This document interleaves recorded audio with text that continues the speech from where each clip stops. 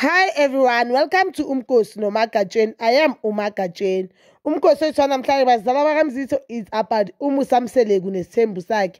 Nje ithi ngithi indlalifa yakamseleku. I'm talking about uLwandle, which is ifirstborn kaMaqele, uMaqele umfazi wokuqala wakamseleku. I think uyindlalifa because angithi mamathi umfazi wokuqala ifirstborn yakhe umfana yindlalifa. Hey, I'm not sure ukuthi hamba kanjani indaba emdlalifa because umpumelelo i-firstborn kaMseleku umntana kaMseleku wokuqala womfana but yet umfazi wokuqala uMaqele. Yayibona ukuthi le nto ihlangene umpumelelo umfazi umama yakhe umfazi wesi-2 yet but yena uzalo kuqala. So anyazi hamba kanjani, you can correct me on that. But ke asikhulumi ngaleyo. Today we'll be talking about uLwandle Mseleku, which is umntana kaMaqele no Musa Mseleku.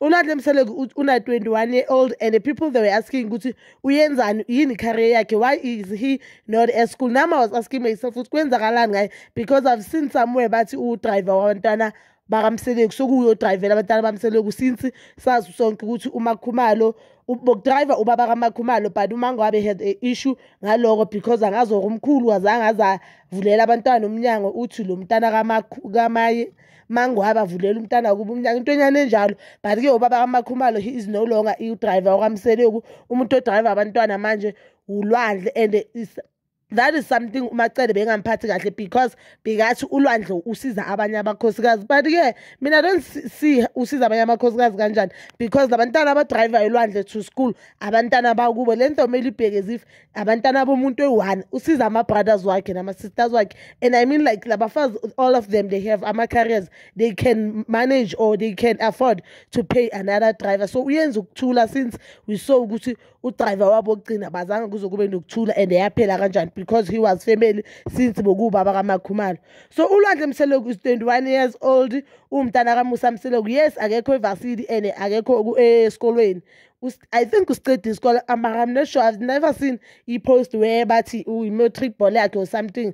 We all know ukuthi mntana kamayeni sambona yampumela and we saw yanga sister yakhe manje but yakhe we didn't see it. So I'm not sure whether uqedile isikolo or uvele waquit isikolo. What I know ukuthi azange azaye university and azange azaye college. So uLwandle business yakhe i-transport business. So ulandele inyawo zakababakhe because ubabakhe naye engathi waqala ku-transport or ku-logistics and transport. So ubabakhe that means ulandela inyawo zakababakhe nompumelelo kuye washo wathi into that business even though angakhulumi nayo kakhulu. But I've seen kwanana interview kwenye podcast uMpumelelo, he also said ukuthi naye unamabhizinisi aku. That means indlalifa zakamseleku they are both onto business ngaphandle kamnini because umnini yena nje siyambona ukuthi ufocus ku-farming indoda encane ehlakaniphile. So uLwandle Mseleku is 21 years old. If you didn't know, umntana womfazi wokuqala wakamseleku which is uMaqele and uyi-firstborn kaMaqele.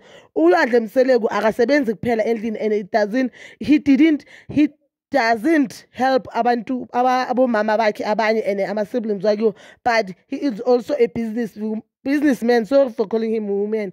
He is also a businessman ofakase ku-transporting and ibhizinisi yakhe ihamba kahle kakhulu because ibhizinisi yakhe I think uyiqale 2019 if I'm not mistaken, 2019 2020. So ibhizinisi yakhe ina fully 2 years and it has been up and growing. So that means ibhizinisi yakhe liza kahle kakhulu because into 2 years into business khona into ayenzayo and I think uyayithola profit.